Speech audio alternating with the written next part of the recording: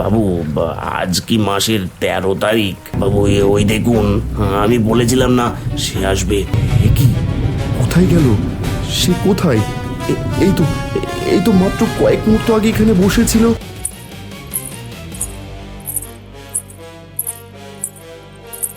কিন্তু বাবু, এর মধ্যে আমি কি করলাম? আমার কি দোষ? তাহলে লতাকে? রাত নামলে টফিটুনসের দুনিয়া জেগে যায়, বাতাসে ভাসে কে যেন হাসে, আলোটা নিভে যায়। বঙ্কিমবাবুর আজ ফিরতে বড্ড দেরি হয়ে গেল। অফিসের নতুন প্রজেক্টের চাপে ইদানিং রাত বিরেত অবধি ওভারটাইম করাটা যেন অভ্যেস হয়ে দাঁড়িয়েছে। ফাইলের স্তূপ আর কম্পিউটারের নীল আলোয় বন্দি থাকতে থাকতে কখন যে বাইরের জগৎটা বৃষ্টিতে ঢাকা পড়েছে তা টেরই পাননি তিনি। এখন বাজে রাত 2:55। দূর, একটা রিক্সাও কি জুটবে না কপালে? হেঁটে যাওয়াই তো মুশকিল। ফোনটার চার্জও শেষ হয়ে এলো।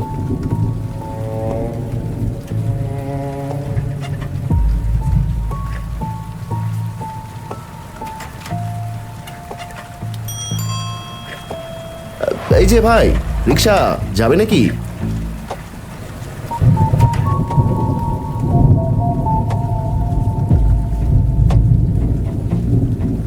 কি হলো ভাই, কথা বলছো না কেন? কলেজ মোড় যাবে? ডাবল ভাড়া দেবো ক্ষণ। এই রাতে তো আর কাউকে পাবো না। আমি যাবো বাবু, উঠে বসুন।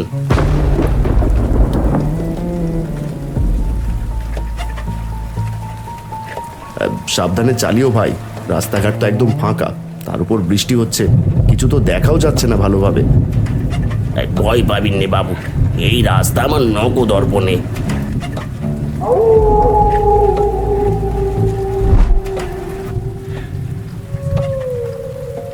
ইয়ে ভাই, আমরা কি ঠিক পথে যাচ্ছি? এই রাস্তাটা তো চিনি বলে মনে হচ্ছে না। ডাইনের মোড়টা কি পার হয়ে এলাম?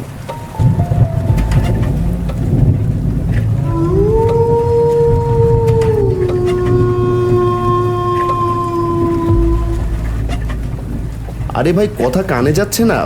রাত 3টে বাজতে চললো, তুমি কি রাস্তা হারিয়ে ফেললে নাকি?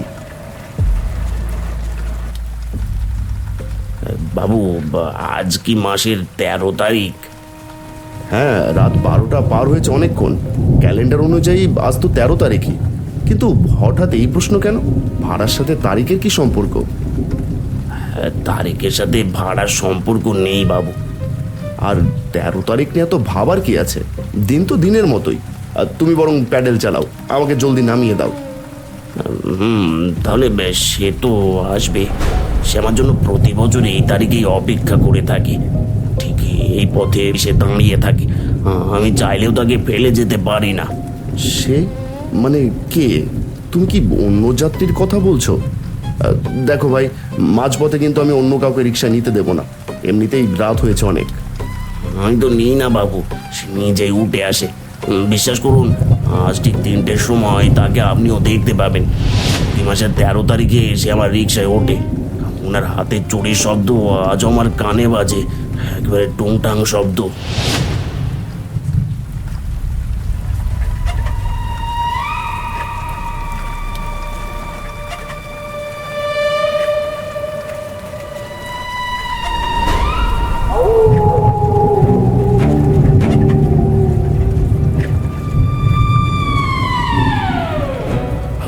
বাবু, ওই দেখুন, আমি বলেছিলাম না সে আসবে।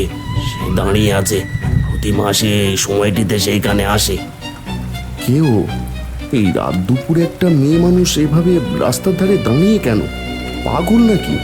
নাকি কোনো বিপদে পড়েছে? উনি আমার চেনা যাত্রী বাবু। ওনার গন্তব্য কলেজ মোড়ের দিকে। এই নির্জন রাতে উনি একা দাঁড়িয়ে আছেন। আপনি যদি একটু সদয় হন, ওনাকে কি সাথে তুলে নেব? একলা মানুষ, বড় বিপদ হতে পারে। কিন্তু ভাই, আমি তো একা যেতে চেয়েছিলাম। তাছাড়া এত রাতে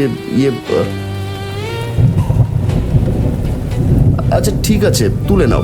একা মানুষ এই বৃষ্টির মধ্যে ফেলে যাওয়াটা ঠিক হবে না। আমি একটু বাম দিকে সরে বসছি।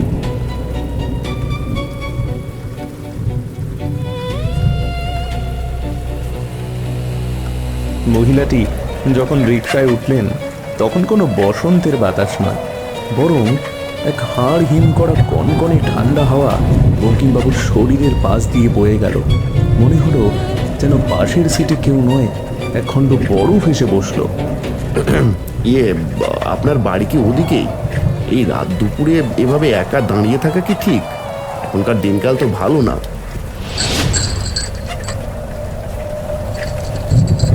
তো ঠান্ডা কেন লাগছে? মনে হচ্ছে যেন ফ্রিজের ভিতর বসে আছি। আর ওনার হাত থেকে কি পুরনো ভেজা মাটির গন্ধ আসছে? বাবু, ওনাকে আর প্রশ্ন করবেন না, উনি কথা বলেন না। যাত্রা শুরু হয়েছে, কিন্তু এই যাত্রা কি কেবল গন্তব্যে পৌঁছানোর জন্য, নাকি কোনো ভীতিপ্রদ পরিণতির দিকে? বঙ্কিমবাবু জানেন না যে তার ঠিক পাশেই বসে আছে এমন এক অতীত যা আজ থেকে 5 বছর আগে এই রাস্তাতেই হারিয়ে গিয়েছিল।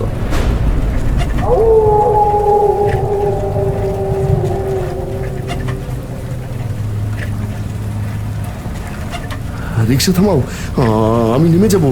তোমার ভাড়া টাকাটা নিয়ে নাও, আমি হেঁটে যাব। এখন আর এই বৃষ্টির মধ্যে নামবেন না বাবু, আমি পৌঁছে দেবো আপনাকে। রিক্সাটি এক অদ্ভুত তীব্র ঝটকায় কলেজ মোড়ের ঠিক মাঝখানে এসে থেমে যায়। বৃষ্টির চাদর এখানে কিছুটা পাতলা হলেও পরিবেশটা বড্ড ভারী। বঙ্কিমবাবুর কপাল বেয়ে নোনা ঘাম গড়িয়ে পড়ছে, হাত দুটো কাঁপছে অবশ্যই। তিনি দ্রুত মুক্তি পেতে চান, কাপা হাতে পকেট থেকে মানিব্যাগ বের করার চেষ্টা করছেন। এই যে ভাই, তোমার ভাড়াটা রাখো। আর ওই পেছনের মহিলাটার ভাড়াও আমি দিয়ে দিচ্ছি। ওনার হয়ে আমি শোধ করে দিলাম। তুমি বরং ওনাকে ওনার ঠিকানায় সাবধানে নামিয়ে দিও। এই নিন।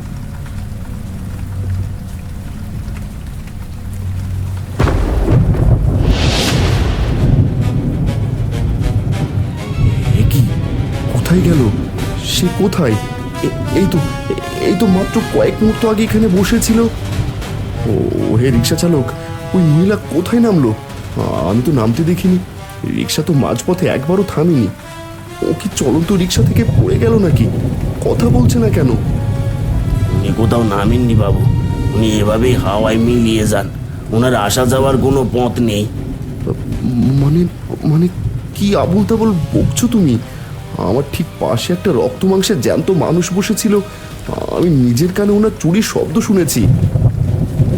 সে জ্যান্ত ছিল নাকি মৃত সেটা তো আমি জানি না বাবু, কিন্তু গত 5 বছর ধরে প্রতি মাসের এই 13 তারিখে তিনি এভাবেই আসেন, আর রিক্সায় চড়েন, আর সময় শেষ হলে এভাবেই হাওয়ায় মিলিয়ে যান।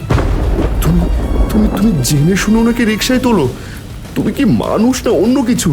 কেন এমন করছো তুমি? আমি কি করব বাবু, আমার তো কোনো হাত নেই, আমি নিজেকে নিয়ন্ত্রণ করতে পারি না। প্রতি মাসের এই 13 তারিখ এলেই আমার রিক্সাটা যেন স্বয়ংক্রিয়ভাবে ওই অসত্য গাছের তলায় চলে আসে। আমি চাইলেও এই নিয়তি এড়াতে পারি না, উনিও আসেন আর আমিও আসি। সত্য যখন মানুষের কল্পনার সীমা ছাড়িয়ে যায় তখন সে কেবল পলায়নের পথ খোঁজে। বঙ্কিমবাবু প্রাণপণে দৌড়াচ্ছেন, কিন্তু তার কানের পর্দায় এখনো তীব্রভাবে বেজে চলেছে সেই সোনার চুরির টুং টাং শব্দ। পেছনে পড়ে রইল সেই অভিশপ্ত রিক্সা, আর অন্ধকার মোড়ে দাঁড়িয়ে থাকা এক রিক্সা চালক যে প্রতি মাসের 13 তারিখে কোনো এক অশরীরী যাত্রীর অপেক্ষায় পথ চেয়ে থাকে।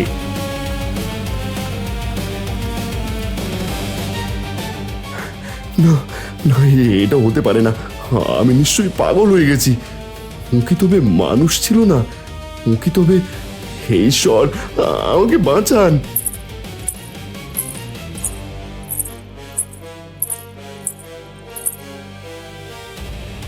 কে কে ওখানে? কে আমার সাথে হাঁটছে?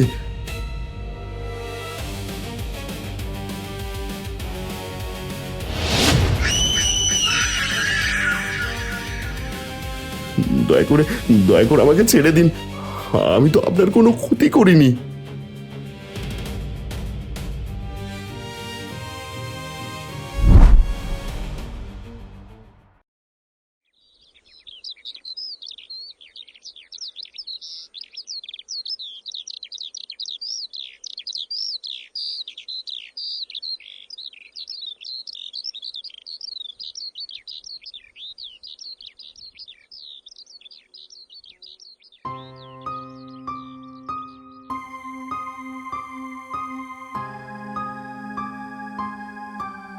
অসত্য গাছ থেকে কলেজের মোড়, দূরত্ব তো খুব বেশি নয়, কিন্তু সেই রাতে রিক্সাটা তো পুরো পথ গেল না, ঠিক মাঝপথে এসেই যেন কোনো অদৃশ্য দেওয়ালে ধাক্কা খেলো।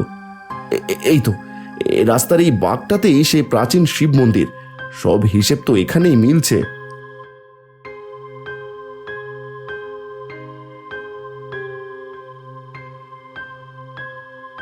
রহস্য পরিষ্কার হচ্ছে। লতা দেবীর গন্তব্য ওপারে হলেও 13 তারিখের রিক্সাটি মন্দিরের এই পাড়েই থেমে গিয়েছিল। শাস্ত্রমতে বলে অপঘাতে মৃত আত্মা পবিত্র সীমানা পেরোতে পারে না। লতা দেবী হয়তো স্বামীর কাছে যেতে চাইছেন কিন্তু পারছেন না। তবে রহমত চাচা কেন এই অলৌকিক চক্রে জড়িয়ে, তার অপরাধটা ঠিক কি?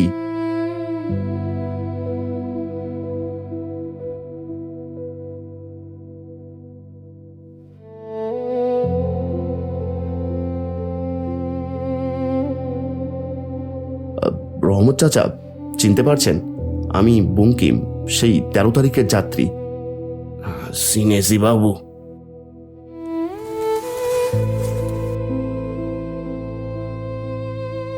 রহমত চাচা, আমি সব জানি। 5 বছর আগে রেকর্ড আর খবরের কাগজ সব ঘেঁটেছি। সেই মহিলার নাম ছিল লতা দেবী। তার নিখোঁজ রহস্য আমি বুঝে গেছি, কিন্তু একটা হিসেব মিলছে না। আপনি কেন এই অভিশপ্ত রাতের সাথে জড়িয়ে? কেন প্রতি মাসের 13 তারিখে আপনি তাকে রিকশায় বয়ে বেড়ান? আপনাদের সম্পর্কটা কি? আমার যতটুকু মনে পড়ে, এই ঘটনার কয়েকদিন আগে একটা মহিলা বেশ রাত করে আমার রিক্সায় উঠেছিলেন, আর সেই দরগাপাড়া থেকে। কলেজ মোড় যাবার কিছু দূর আগেই আমার রিক্সার চেইনটা পড়ে যায়। আমার রিক্সায় বসা মহিলা পায়ে হেঁটে রওনা দিয়ে দেয়। যাবার সময় শুধু বলে যায় তার স্বামী খুব অসুস্থ, সে 1 মিনিটও দেরি করতে পারবে না। এটা বলেই সে দৌড়ে এগিয়ে যায় কলেজ মোড়ের দিকে। তারপর আমি আর কিছু জানি না বাবু। এবার সব বুঝতে পেরেছি চাচা। রেকর্ড বলছে সেদিন রাত 3টে থেকেই লতা দেবী নিখোঁজ। তার মানে ওই রাতেই তিনি দুর্ঘটনার শিকার হন, যার কোনো রেকর্ড নেই। তিনি কিভাবে মারা গেলেন আর তার দেহটা কোথায়, সেটা এখন একমাত্র লতা দেবী বলতে পারেন। কিন্তু বাবু, এর মধ্যে আমি কি করলাম? আমার কি দোষ? আমি কেন এই মায়ার চক্রে আটকে গেলাম? চাচা, আপনার রিকশায় ছিল তাঁর শেষ যাত্রা, তাই আপনি এই চক্রে আটকে গেছেন। স্বামী সুস্থ আছেন এটা না দেখা পর্যন্ত লতা দেবীর আত্মা শান্ত হবে না। অনেক হয়েছে, এবার তাকে গন্তব্যে পৌঁছতেই হবে। তাতে আপনার যন্ত্রণারও শেষ হবে। আমি জানি কি করতে হবে।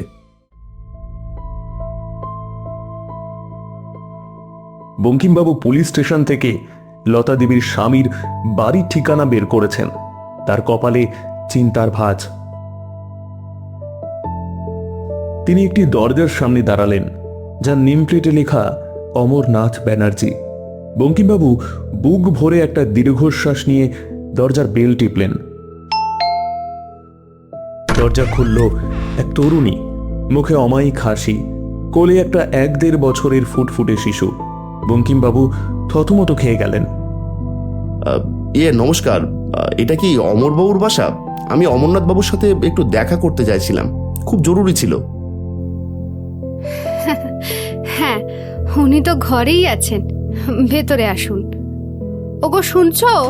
দেখো কে একজন দেখা করতে এসেছেন।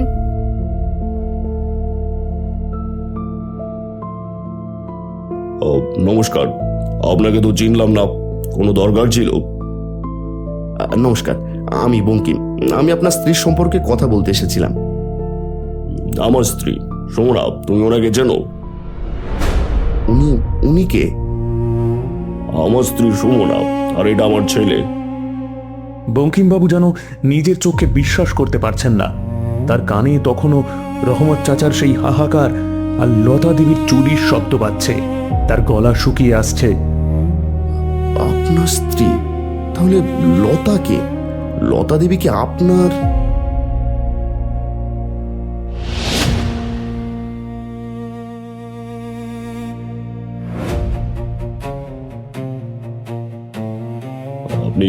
আপনি লতাকে চিনলেন কি করে? কে আপনি? লতার কথা কেন জিজ্ঞেস করছেন? আমি ওনার ব্যাপারে কিছু তথ্য পেয়েছি অমরবাবু। ওনার সাথে আমার এক অদ্ভুত জায়গায় দেখা হয়েছে।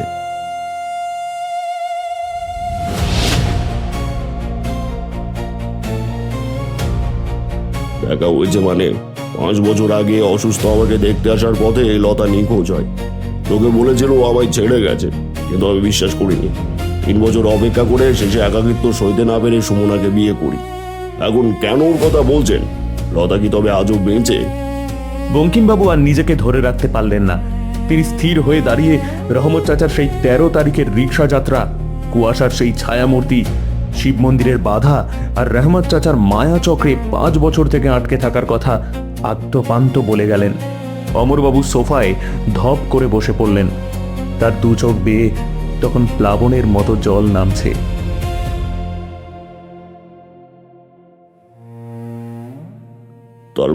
তার মানে লতা আমায় ছেড়ে যায়নি, ও আসছিল, ও আমার কাছে ফিরতে চেয়েছিল। ঈশ্বর, এ কি করলে তুমি?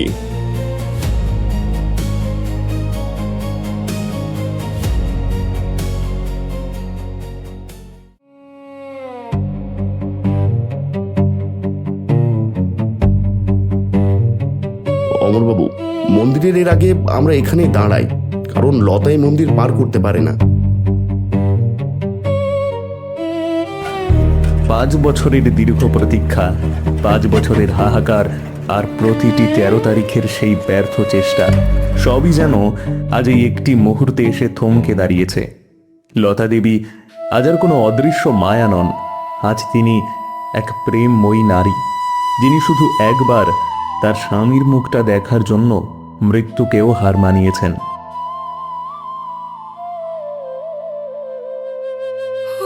অমর, তুমি তুমি ঠিক আছো তো? আমি শুধু তোমাকে একবার দেখার জন্য, একবার ছোঁয়ার জন্য ছটফট করেছি অমর, কিন্তু ওই মন্দিরের সীমানা আমি পার হতে পারিনি। যতবার যাওয়ার চেষ্টা করেছি, এক অদৃশ্য দেওয়াল আমাকে পিছিয়ে দিয়েছে। বারবার ফিরে গিয়েছি একই জায়গায়। তুমি তুমি ভালো আছো তো? বিশ্বাস করো অমর, সেদিন আমি পাগলের মতো তোমার কাছে ফিরে আসছিলাম। খবর পেয়েছিলাম তুমি খুব অসুস্থ। আমি আমি আর থাকতে পারিনি, কিন্তু আমি পৌঁছাতে পারিনি অমর। মাঝপথে সব শেষ হয়ে গেল। একটা ট্রাক আমার জীবন শেষ করে দিয়ে গেল। শুধু তাই নয়, আমার লাশটি পাশের ঝিলে তারা ফেলে দিয়ে পালিয়ে গেল। আমি তো চেয়েছিলাম তোমার কাছে ফিরে গিয়ে আমাদের জীবনের সবচেয়ে বড় সুখবরটা দিতে। আমি তোমাকে বলতে চেয়েছিলাম যে তুমি বাবা হতে চলেছ, আমাদের একটা সন্তান আসছে। কিন্তু ঈশ্বর আমাকে সেই সুযোগটুকুও দিলেন না। আমি ঠিক আছি লতা, আমি খুব ভালো আছি। তুমি আমার জন্য এত কষ্ট কেন করলে? আমাকে মাফ করে দাও লতা। আমি তোমার মনের মতো হতে পারিনি। আমি তোমার জন্য শেষ পর্যন্ত অপেক্ষা করতে পারলাম না। আমার একাকিত্ব আমাকে হার মানিয়ে দিল।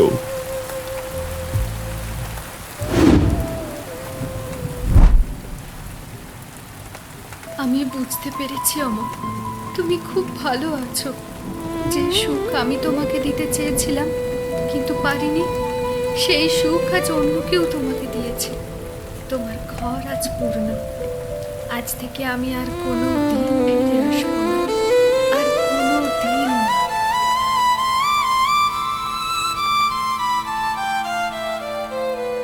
সেই চেনা পথে এলাম ফিরে, যেথায় আমার মায়া মেশা। ভেবেছি আজও ফুরোয়নি বুঝি আমায় পাওয়ার ব্যাকুল আশা। যে হাতে হাত রেখে তুমি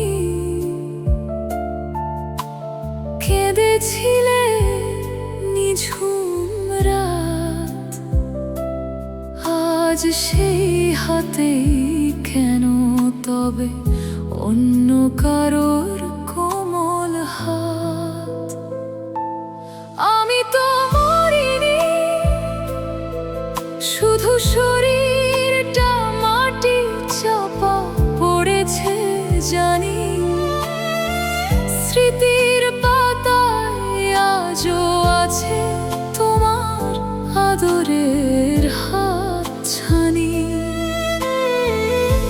কতটা বছর পেরিয়ে গেছে আধো অন্ধকারে একা, শুধু এই আশায় যদি একবার পাই তোমার দেখা।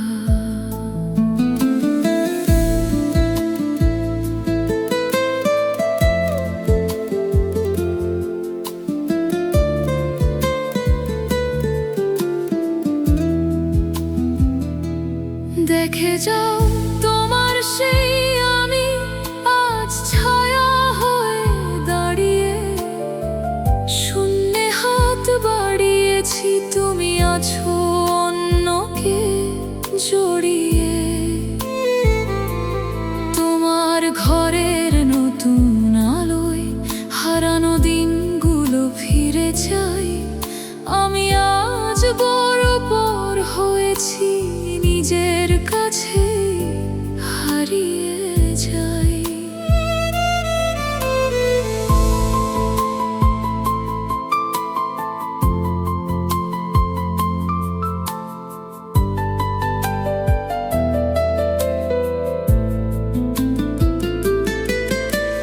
সুখে থেকো তুমি নতুন মায়ায় নতুন প্রদীপ জেলে, আমি না হয় ফিরেই যাব আবার একাকিত্বের মিছিলে, একাকিত্বের মিছিলে। আমি তো মরিনি, শুধু শরীরটা মাটি চাপা পড়েছে জানি, স্মৃতির পাতায় আজও আছে তোমার আদরের হাত ছানি। কতটা বছর পেরিয়ে গেছে আধো অন্ধকারে একা, শুধু এই আশায় যদি একবার পাই তোমার দেখা। মনে রেখো এই বাতাসের শিহরণে আমি আজও আছি মিশে, আমি সেই ভালোবাসা যাকে তুমি হারিয়েছো অবশেষে।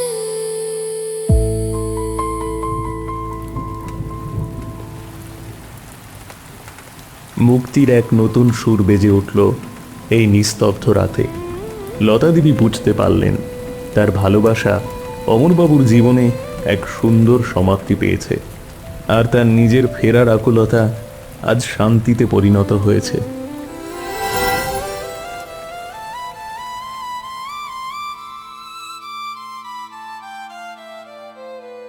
সেই চেনা পথে এলাম ফিরে। বলছিলাম, আমাদের ভৌতিক জগতের নতুন নতুন গল্পের সাথে পরিচয় হতে চাইলে চ্যানেলটি সাবস্ক্রাইব করুন, বেল আইকনে ক্লিক দিন আর লাইক কমেন্ট করতে ভুলবেন না।